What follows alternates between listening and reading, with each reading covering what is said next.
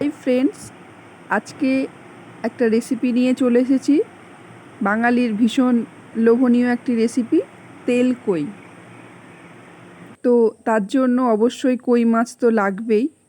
কই মাছের ভালো করে পরিষ্কার করে নেওয়ার পর নুন, হলুদ আর একটু সামান্য পরিমাণে সর্ষের তেল মাখিয়ে কিছুক্ষণের জন্য ম্যারিনেশনে করে রাখলাম। এটা মোটামুটি মিনিট 10 মতো রাখলেই ভালো। নুন হলুদটা কই মাছের মধ্যে ঠিকঠাকভাবে ঢুকবে।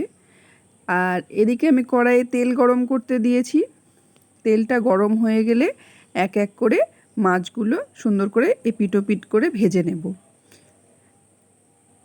আর এদিকে একটা মশলার পেস্ট রেডি করেছি। এর মধ্যে পেঁয়াজ কুচি, রসুন, আদা, টমেটো আর কাঁচা লঙ্কার পেস্ট।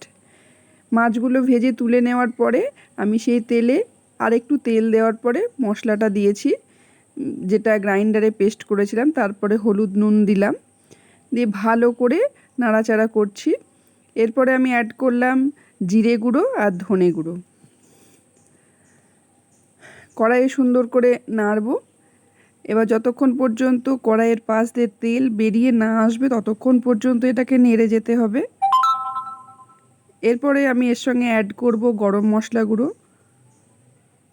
তারপরে আবারও সুন্দর করে নাড়ব। দেখো কড়াইয়ের পাশ দিয়ে তেল বেরিয়ে এসেছে। এবারে আমি মাছগুলো দিয়ে দেব। হ্যাঁ, তেল কয়ে অনেকে আলু দেয় না, কিন্তু আমার মেয়ে মাছের আলু খেতে ভীষণ ভালোবাসে, যার জন্য আমি আলুটা দিয়েছি। তোমরা স্কিপ করতে পারো। তো অল্প পরিমাণে জলও দিয়েছি, উষ্ণ গরম জল দিয়ে বারবার ঢেকে মাছটা সেদ্ধ হওয়া পর্যন্ত অপেক্ষা করেছি। তারপরে একটু ধনেপাতা কুচি আর একটা দুটো চেরা কাঁচা লঙ্কা দিয়ে আবারও খানিকক্ষণের জন্য ঢেকে দিয়েছি। মিনিট 2 পর খুলে জাস্ট আমার তেল কইটা এরকম হয়েছে। গরম ভাতের সঙ্গে দারুণ লাগে খেতে। তো রেসিপিটা তোমাদের সঙ্গে শেয়ার করলাম। ভীষণই একটা লোভনীয়। তো এটা সার্ভ করার জন্য রেডি।